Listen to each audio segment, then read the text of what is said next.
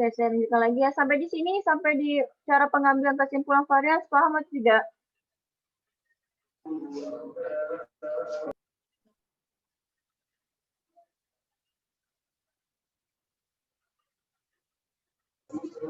Jadi untuk mengambil kesimpulan varians, kita boleh juga membandingkan antara F hitung dengan F tabel.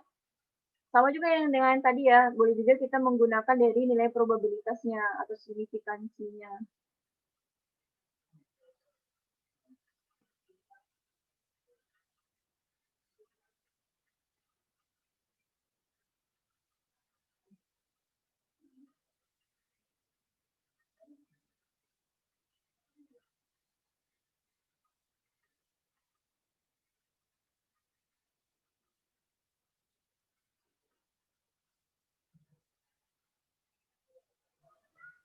Sampai di sini paham atau belum?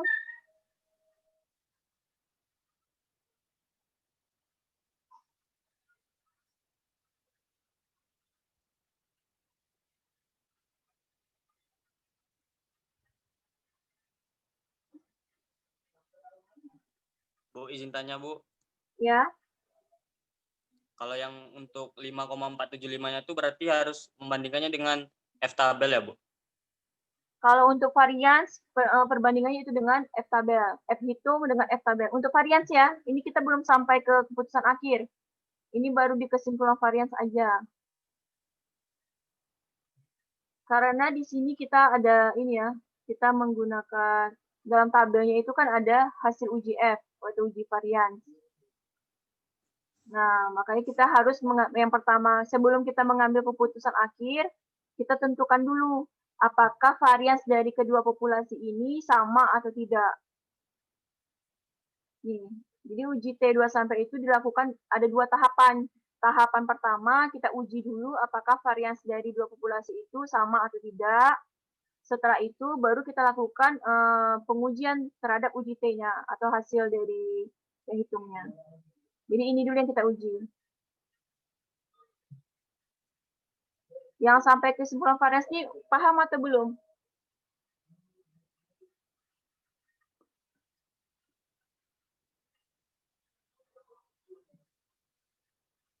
Ini baru tahap pertama ya kalau untuk kesimpulan varians pada independen t-test. Untuk yang berikutnya, yang terakhir baru kita menentukan apakah betul-betul ada perbedaan antara dua sampel atau tidak. Sampai yang tahap pertama ini sudah paham atau belum?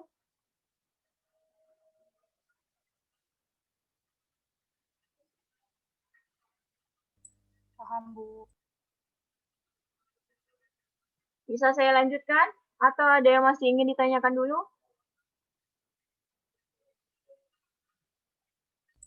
Tidak, Bu.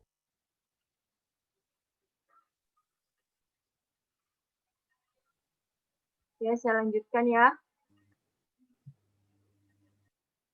Jadi, setelah kita mengambil kesimpulan varians, baru kita masuk ke tahap yang kedua, yaitu melakukan analisis dengan memakai t-test dengan hipotesis penelitian, yaitu H0-nya kedua rata-rata populasi adalah identik atau sama. Lalu kalau hipotesis alternatifnya, yaitu kedua rata-rata populasi adalah tidak sama atau berbeda, atau tidak identik. Nah, caranya yaitu dengan membandingkan T hitungnya dengan itu ya, T hitung dengan T tabel, dan juga yang kedua menggunakan probabilitas tadi. Nah, kalau ini dia langsung aja ke probabilitas. Kalau berdasarkan T hitungnya tadi hasilnya untuk yang tinggi badan yaitu 5,826. Nah, tadi ya. Kita lihat ke atas dulu ini dia. T tabel untuk yang tinggi itu kan 5,826. Mari kita cari T tabelnya berapa. Kalau di sini dia cuma menggunakan, kalau di slide dia hanya berdasarkan ini aja ya, berdasarkan dari signifikansinya aja dibandingkannya. Kalau ini berapa? DF-nya 12. Silakan T tabelnya. DF-nya 12, 0,05.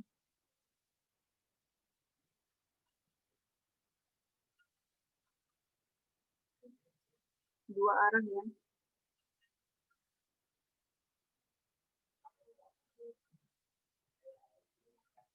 Kilometer.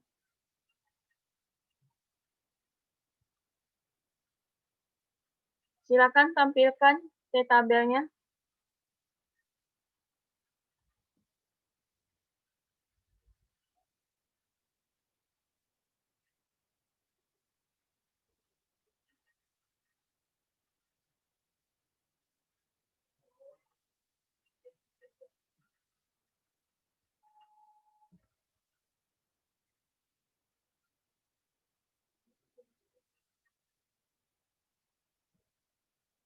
Rifanda tadi yang punya, silakan Rifanda.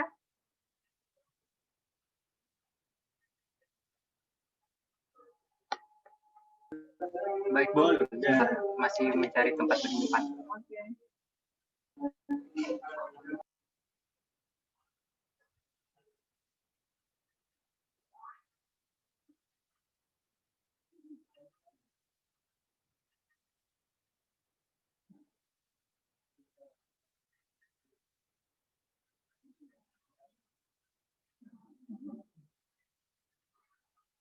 Oke, derajat kebebasannya atau DF-nya kita gunakan yang 12 tadi ya. 12 itunya 0,05. Ini ya.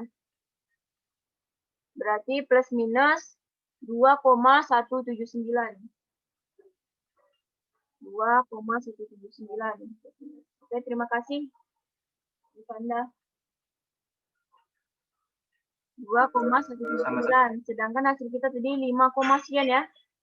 Berarti T hitungnya lebih besar dibandingkan T tabelnya. Ya, T hitungnya 5,826, jadi 2,1 sekian ya. Nah, berarti T hitungnya lebih besar dibandingkan T tabelnya.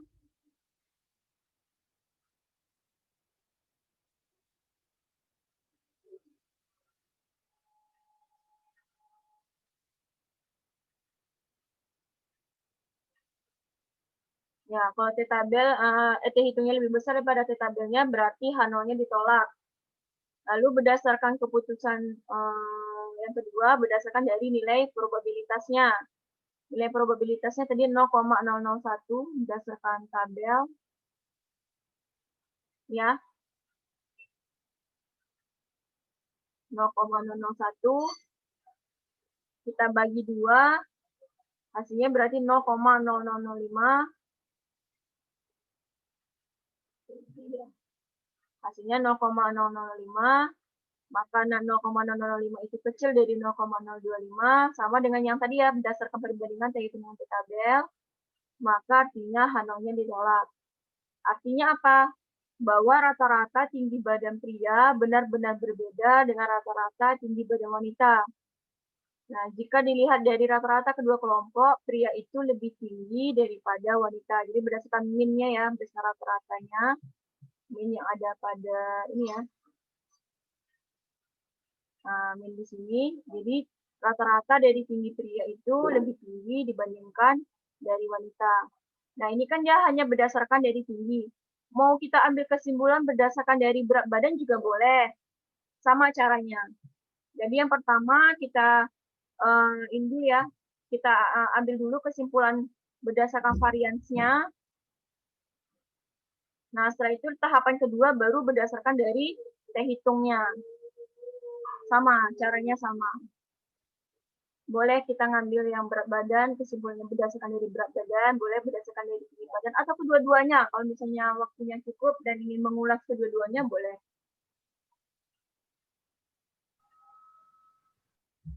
Jadi untuk yang kesimpulan varians pun sama kayak kita mengambil kesimpulan untuk ini ya, melihat dari uji T-nya, sama juga. Boleh kita berdasarkan dari perbandingan F hitung dengan F tabel, atau berdasarkan dari nilai probabilitasnya. Keuntungan dari kita menggunakan SPSS adalah kita memperoleh nilai signifikansinya atau p-value-nya atau probabilitasnya. Kalau yang sig ini berarti untuk yang F. Ini kan nggak ada tanda kurung ya, berarti dia satu arah. Nah, kalau yang ini kan ada sig nih, ini untuk yang uji T. ada dalam kurung 2 telet, berarti 2 sisi atau 2 arah. Itu aja untuk kita membedakan antara probabilitas yang untuk varian sama probabilitas untuk yang uji T. Paham sampai di sini?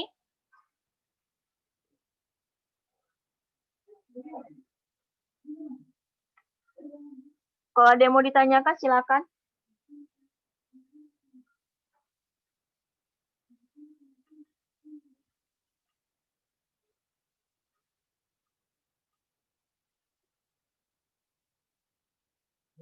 Jadi kalau diam-diam kayak ini, saya yang bingung nih. Kalau memang tidak mengerti, silakan bilang tidak mengerti, dimulai dari mana, terus saya jelaskan lagi.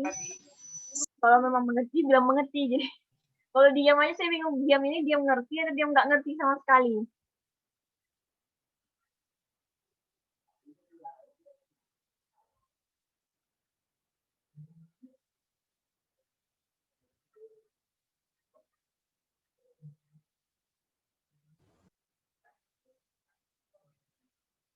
Ingat ya, dalam membuat keputusan akhir atau dalam membuat kesimpulan dari sebuah uji statistik, itu jangan hanya sampai H0 ditolak, H0 diterima, jangan hanya sampai di situ. Tapi dibuat kesimpulannya. Kesimpulannya itu apa? Kata-katanya itu apa? H0 ditolak itu berarti apa? H0 diterima berarti apa? Itu harus dibuat kata-katanya.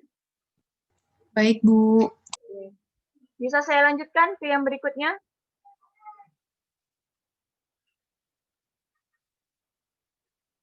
Bisa, Bu. Oke. Kalau nanti tiba-tiba ada yang ingin ditanyakan, atau misalnya ada yang belum dimengerti, saya selalu merekam ya, jadi silakan nanti dilihat rekamannya. Yang terakhir yaitu tentang Pirate Sample T-Test, yaitu uji T sampel yang berhubungan, uji T berpasangan. Nah, uji ini dilakukan terhadap 2 sampel yang berpasangan atau paired. Nah, sampel yang berpasangan itu diartikan sebagai sebuah sampel dengan subjek yang sama, namun mengalami 2 perlakuan atau pengukuran yang berbeda. Misalnya, subjek A itu mendapatkan perlakuan pertama, kemudian dilakukan perlakuan kedua. Misalnya boleh juga ini ya, misalnya yang pada yang perlakuan pertama itu tidak diberikan suntik vaksinasi, misal. Sedangkan perlakuan kedua yaitu memberikan suntik vaksinasi. Nah, itu juga merupakan contoh dari uji Pirate T-Test. Kalau ini contoh kasusnya, produsen obat diet penurut berat badan ingin mengetahui apakah obat yang diproduksinya itu benar-benar mempunyai efek terhadap penurunan berat badan konsumen. Untuk itu, sebuah sampel yang terdiri atas 10 orang, masing-masing diukur berat badannya, kemudian setelah sebulan meminum obat tersebut, kembali diukur berat badannya. Jadi sebelum meminum dan sesudah meminum obat diet. Ada sebelum, ada sesudah. Itu perlakuan ya contohnya. Jadi perlakuannya sebelum atau tidak meminum obat diet. Yang keduanya adalah setelah diberikan perlakuan, yaitu meminum obat diet. Ini silakan difoto dulu datanya.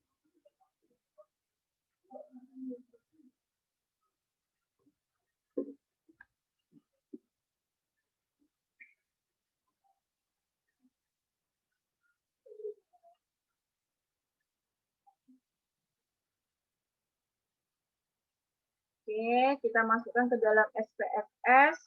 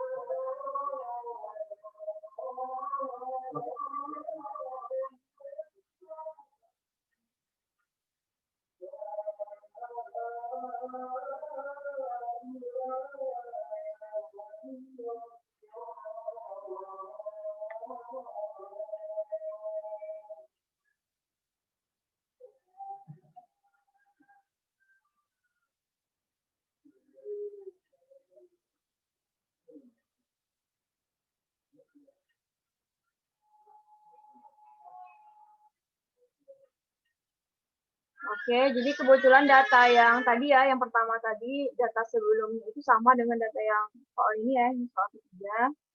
Jadi tinggal memasukkan, menambahkan data yang sesudah saja.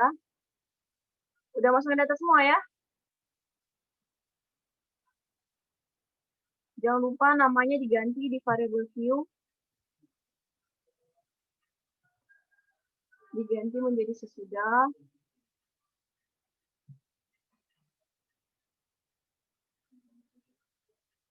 Klik analyze. Compare means. Lalu pilih paired sample t-test. Udah sampai di sini semua?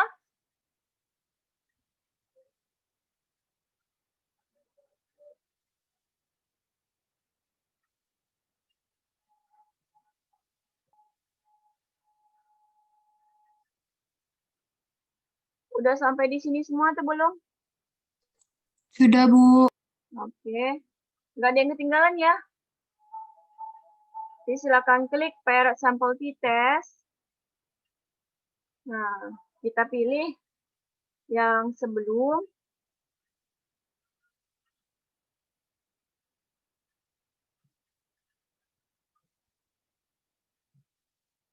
Dan yang sesudah. Oke, udah lanjut. Tinggal klik OK.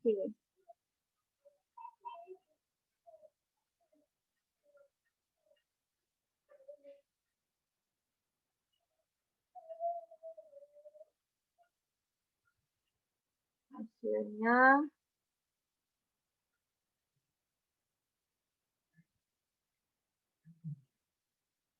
nah ini untuk yang paired sample t-test. Jadi sebelum sesudah, kalau untuk rata-rata yang sebelum itu 84,51, sedangkan yang sesudah itu 83,3090. Ini ada correlation-nya 0,943. Ada 3 tabel ya, tabel pertama, tabel kedua, tabel ketiga.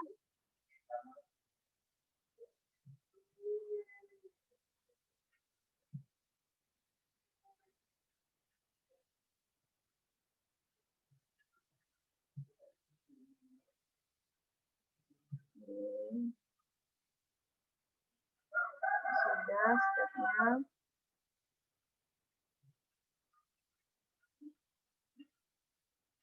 Sudah, sama ya.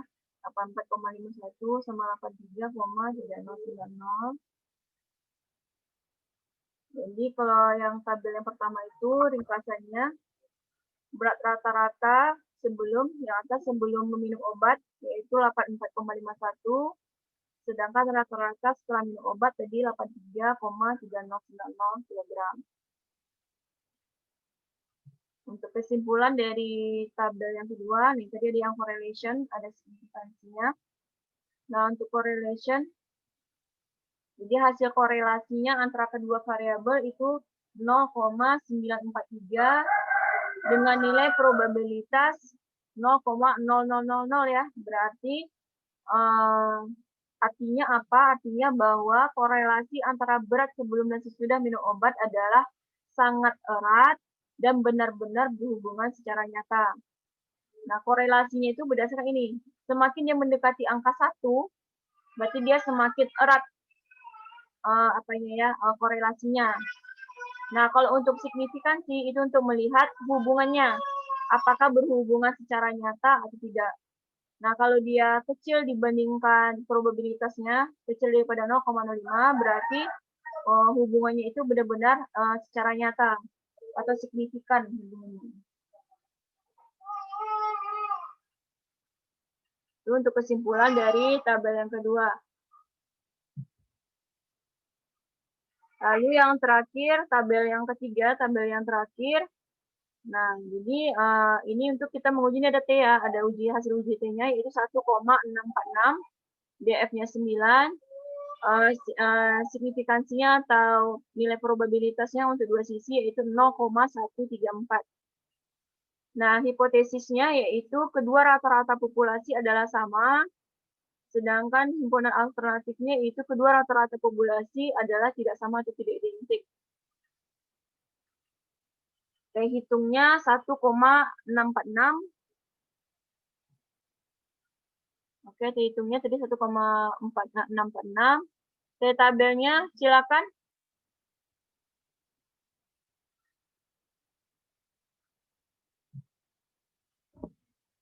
Saya tabelnya.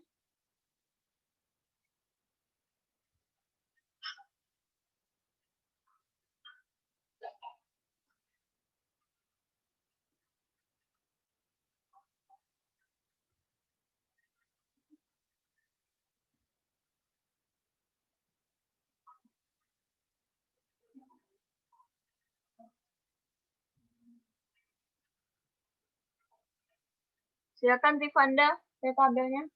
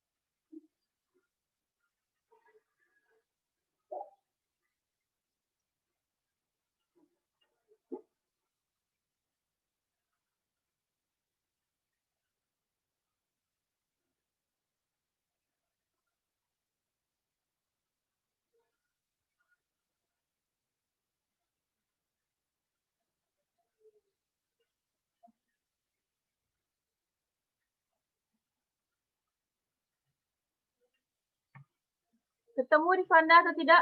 Saya tabelnya. Sebentar, Bu. Oke. 0,05. Ya. DF-nya 9 ya, DP-nya 9, berarti 2,262. Terima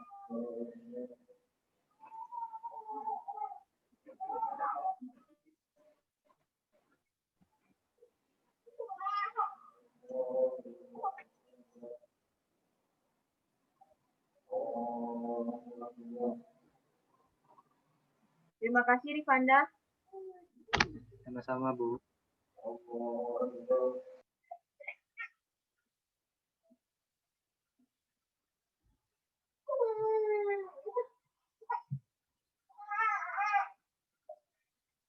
Jadi teh hitung kita tadi dapatnya 1,646. Lalu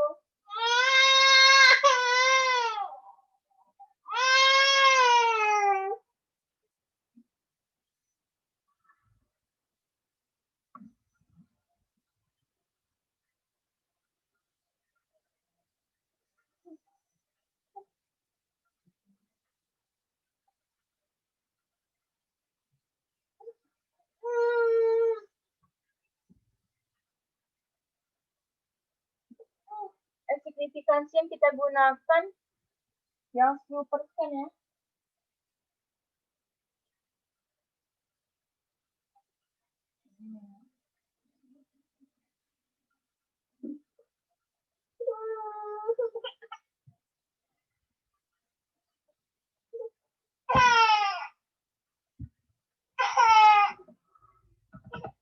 Oh maaf Rifanda, coba dibuka lagi yang tabel tadi.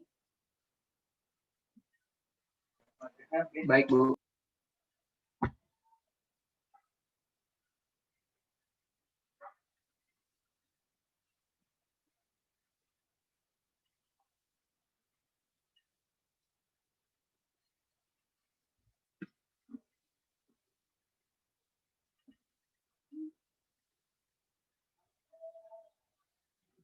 Jadi 10%.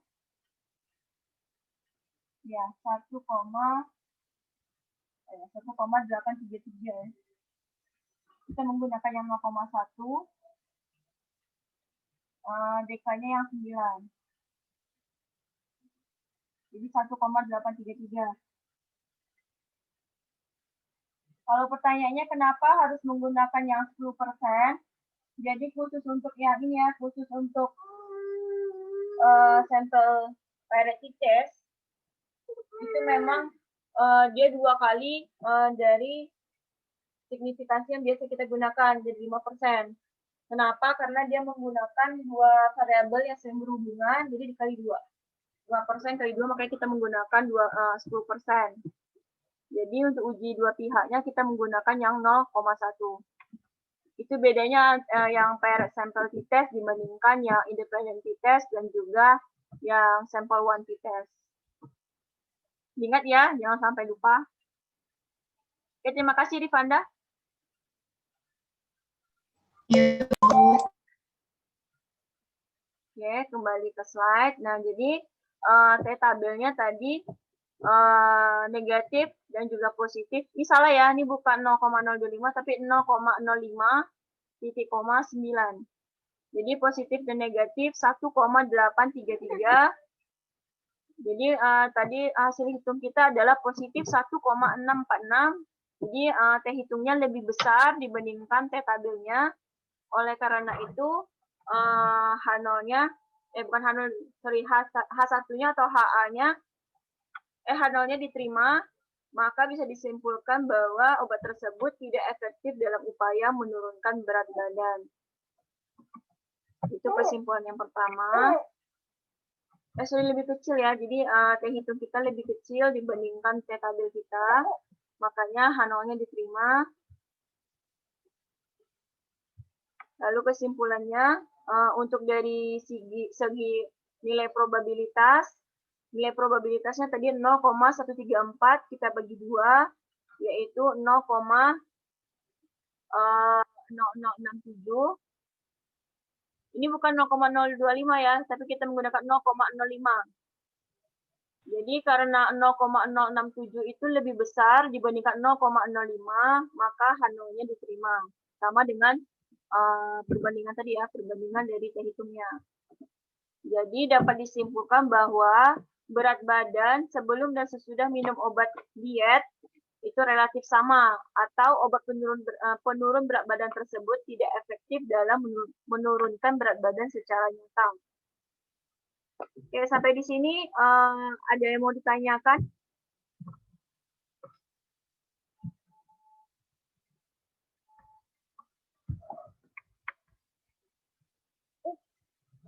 Ini langsung saya ubah, nanti takutnya salah. Ini 0,05 ya. Nanti nggak salah. Nah, ini juga tabelnya kita lihat adalah 0,05 dengan derajat kebebasan 9. Oke.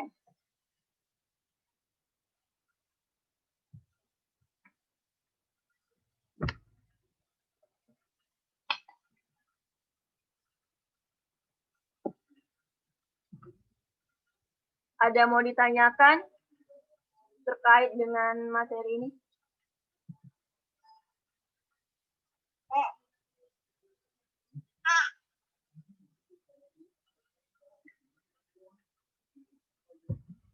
Sudah paham semua atau gimana nih? Nanti silakan dilihat-lihat ulang ya videonya. Nanti insya Allah akan saya upload ke LMS nanti malam. Kalau memang ada yang masih ketinggalan atau masih belum mengerti, silakan diulang-ulang lagi. Juga nanti saya upload lagi yang baru materinya, yang sudah beberapa perbaikan. Ya, Bu. Silakan dilihat juga. Di dalam saya juga jelas kok step-nya, step by step-nya apa saja yang harus dimasukkan. Dan juga bagaimana cara mengambil kesimpulan. Kalau memang masih belum mengerti juga, nanti silakan diajukan di forum diskusi. Atau boleh japri saya secara langsung, nanti akan saya coba jawab.